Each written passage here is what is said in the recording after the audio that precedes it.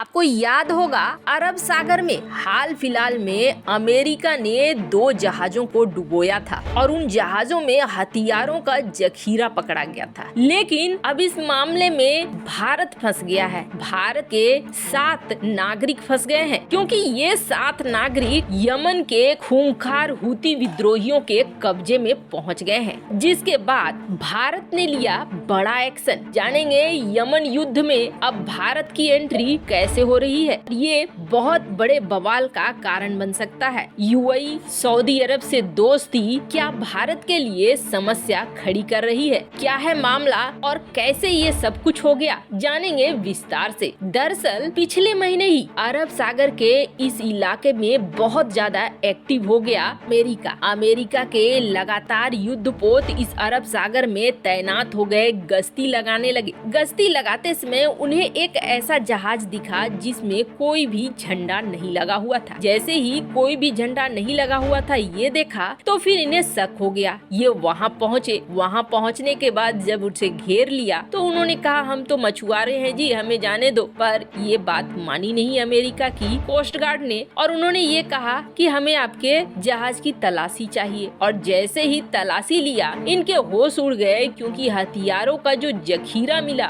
वो जखीरा बहुत बड़ा था।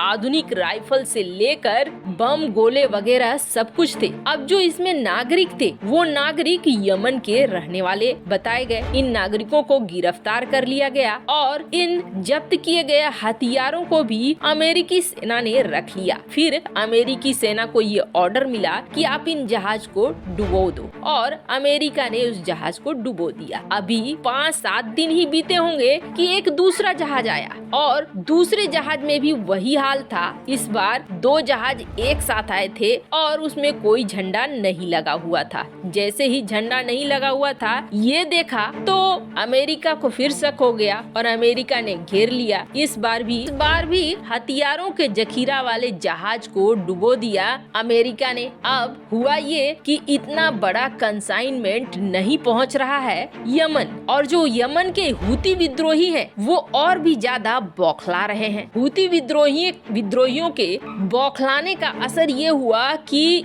यहाँ पर यूएई और सऊदी अरब जो मिलकर यमन में एक्शन चला रहे हैं उस पर इन्होंने कार्रवाई बढ़ा दिया। अब भारत के कई नागरिक हैं जो यूएई में नौकरी करते हैं। अब यूएई से एक जहाज चला जो रवाबी नाम का जहाज चला, उसमें चालक दल में 7 भारतीय सदस्य थे और ये जहाज चलते चलते लाल सागर पहुँच गया। लाल सागर में हुती विद्रोहियों ने इसे घेर लिया और घेरने के बाद हुती विद्रोहियों ने पूरे चालक दल को ही कब्जे में ले लिया। अब चालक दल और जहाज दोनों ही कब्जे में है। यहाँ से हड़कंप मच गया क्योंकि भारत ये खबर पहुंची और भारत ने तुरंत यूएन से बातचीत की और यूएन को कहा कि हम उनकी सुरक्षा को सुनिश्चित करो। साथ ही साथ हुती विद्रोहियों से भी अपील की कि चालक दल और जहाज को तत्काल छोड़ दे। हुआ ये कि यूएई के इस जहाज के चालक दलों को बंधक बनाने के बाद भारत बड़े एक्शन में आया और संयुक्त राष्ट्र संघ के सदस्य देशों को भेजा। और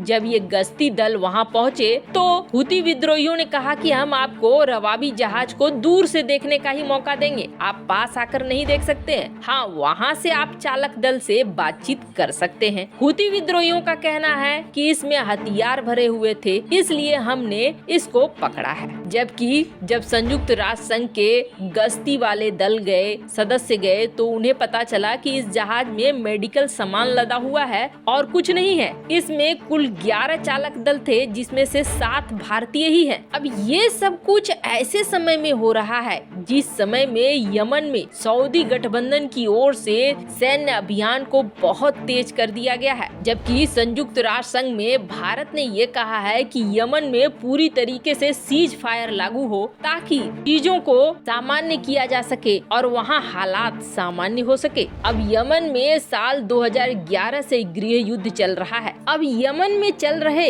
इस लड़ाई में भारत के नागरिक फंस गए हैं और हुती विद्रोही क्या निर्णय निर्णय लेते हैं ये बहुत बड़ा असर करेगा। वैसे हुती विद्रोहियों का कहना है कि इसमें हथियार थे, बख्तरबंद गाड़ियां थी, ये हमारे खिलाफ इस्तेमाल होने वाले थे। अगर ये उनके खिलाफ इस्तेमाल होने वाले भी थे तो ये यूएई के जहाज थे, यूएई द्वारा भेजे गए थे। इसमें चालक दलों की क्या गलती है, क्योंकि कई बार तो उन्हें पता भी नहीं होता है कि अंदर कौन सा माल है और किस चीज के लिए उपयोग में आने वाला है। पर हाँ, भारत के लिए ये सिरदर्द बन गया है कि इस वक्त अपने नागरिकों को कैसे बचाए, क्योंकि इस वक्त खास तौर पर यूएई और सऊदी अरब ने 15,000 नए फाइटर्स को भेज दिया है, तो साथ ही साथ एक बड़े ब्रिगेड को भी भेजा है। मतलब यमन के ऊपर सऊदी अरब और यूएई ने ताबड़तोड़ एक्शन चालू कर दिया है। उधर हुती विद्रोहियों ने भी लगातार जवाब देना भी शुरू कर दिया है।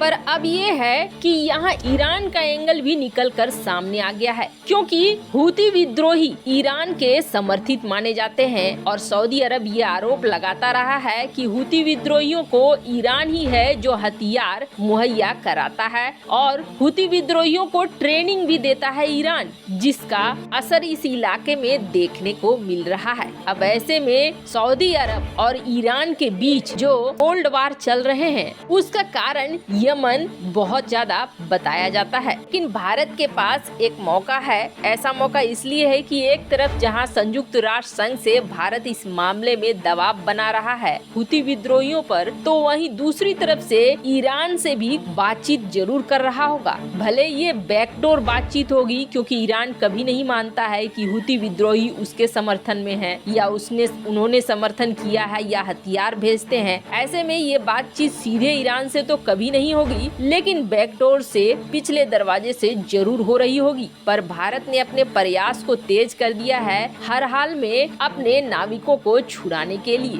पर अब तक उन्होंने इन चालक दलों को कोई हानि नहीं पहुंचाई है, जिसकी वजह से आशा ये की जा रही है कि जल्द ही ये छोड़े जाएंगे। जिस तरह का माहौल है यमन में, थोड़ी मुश्किल जरूर हो रही है। वैसे यमन के जंग से भारत का कोई रिश्ता रहा नहीं है और यूएनएससी में भारत ने हमेशा यमन के जंग को रोकने, सीज फायर करने और यहाँ शांति लाने की ही बात की है। ऐसे में उम्मीद यही की जा रही है कि जल्द ही ये हुती विद्रोही भारतीय नाविकों को छोड़ देंगे। वैसे आपको क्या लगता है, क्या हुती विद्रोही भारतीय नाविकों को छोड़ देंगे या फिर नहीं? कमेंट कर अपनी राय जरूर बताएं। जल्द मिलते हैं अगले वीडियो में नई खबर के साथ।